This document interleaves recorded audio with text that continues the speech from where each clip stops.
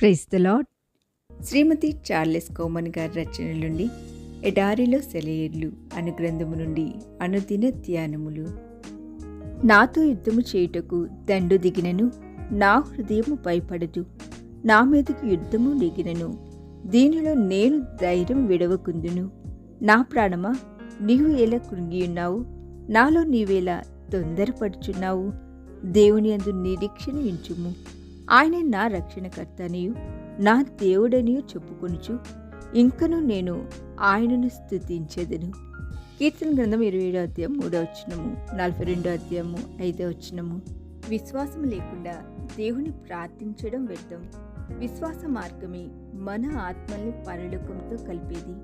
ఆ మార్గం మూయబడితే పరలోక రాజుతో మనం సంభాషించలేము. విశ్వాసము మనల్ని దేవుని వద్దకు తీసుకుని వెళుతుంది. దేవుని ముఖార విందాన్ని వీక్షించేలా చేస్తుంది. ఒక దైవ సేవకుడు తన అనుభవాన్ని చెబుతూ 6 బలమైన వ్యక్తులను పిండి చేయగలిగినంత బరువు తన భుజాల మీద ఉన్నట్టుగా చెప్పాడు. అప్పుడు అతడు అతి కష్టం మీద దానిని క్రిందికి దించి దానివైపు చూశాడు. ఆ బరువులో కొంత మరుసటి రోజుకు సంబంధించినది, కొంత రానున్న వారానికి సంబంధించినది. ఎంతో వృధాగా ఈ బరువును మోసుకుంటూ తిరుగుతున్నాను అతడు తనలో తాను అనుకున్నాడు. పురాతన కాలం నుండి మానవులు ఇదేగా చేస్తున్నది. నైరాశ్యపు చీకట్లలో అనవసరంగా చింతిస్తూ కూర్చోకు. ఈ రాత్రి అంతం కాబోదని నీతో ఎవరన్నారు? ఇక పగలు రాబోదని నీతో అబద్ధం చెప్పిందెవరు? శీతాకాలం అంతం కాబోదని, చలిగాలులు వీస్తూనే ఉంటాయని, మంచు కురుస్తూనే ఉంటుందని, వెచ్చటి సూర్యకిరణాలను ఇంకెన్నటికీ రాబోవని ఎవరన్నారు? రాత్రి తర్వాత పగలు తప్పక వస్తుందని నీకు తెలియదా? వేసవి ఎండల తర్వాత వర్షాలు కురవాల్సిందేగా. హేమంత ఋతువు తర్వాత వసంత ఋతువు తప్పక రావాల్సిందేగా. దేవుని విశ్వసించు, ఆయనపై నిరీక్షణ ఉంచు. ఆయన విఫలం చెందిన దాఖలాలెక్కడా లేవు. నువ్వు ప్రయాణం చేస్తున్న దారి అంత సులభమైందేం కాదు. అందులో కఠిన శిలలు, కరుకురాళ్ళు, రాకాసి ముళ్ళు ఉంటాయన్నది అబద్ధమేం కాదు. ఆ దారిలో నిటారు కొండలుంటాయి, జారుడు బండలుంటాయి, ప్రమాదకరమైన కొండ చర్యలుంటాయి, గాఢాంధకారపు లోయలు కూడా ఉంటాయి.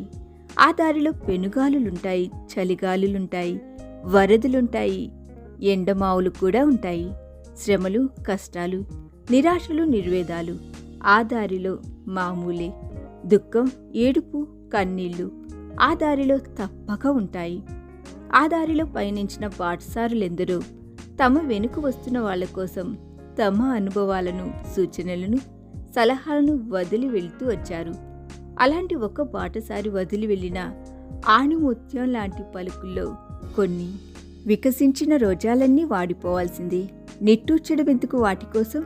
మరిన్ని రోజాలు మొగ్గ తొడుగుతున్నాయి చూడు. విచ్చుకునేందుకు ముస్తాబవుతూ మౌనంగా. ఇప్పుడు అన్నీ నీకు ముళ్ళే కనిపిస్తాయి. అవన్నీ నీ గుండెను బాధిస్తాయి. అయినా నిరాశ చెందకు. కాసేపటి తరువాత నీ తోటంతా రోజాలే. పగటి వెలుగులు కనుమరుగవుతున్నాయి. చుట్టూ అలుముకుంటున్నాయి రాత్రి చీకట్లు. అయినా చింతించాల్సిన పనేం లేదు. అరుణోదయ వెలుగులు మళ్ళీ రావాల్సిందేగా. మెల్లమెల్లగా ముసురుకుంటున్నాయి కారు మబ్బులు. అంతలోని ఉరుములు, మెరుపులు, కుంభవర్షం. అయినా భయపడాల్సిన అవసరం లేదు. ఎంతసేపు కురిసినా వర్షం ఆగిపోవాల్సిందేగా. చలిగాలులు వేగంగా వీస్తున్నాయి, వెన్నులో వణుకు పుట్టిస్తున్నాయి.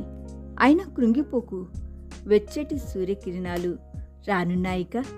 రాత్రంతా దుఃఖం, ఏడుపు, కన్నీళ్లు, ఓదార్చే దిక్కే లేని ఒంటరితనం. అయినా దిగులు పడకు. ఆదరించే తోడును దేవుడిస్తాడుగా. ఈ దిన ధ్యానము మనందరి ఆత్మీయ జీవితమునకు ఆశీర్వాదకరముగా ఉండునుగాక. ఆమేన్.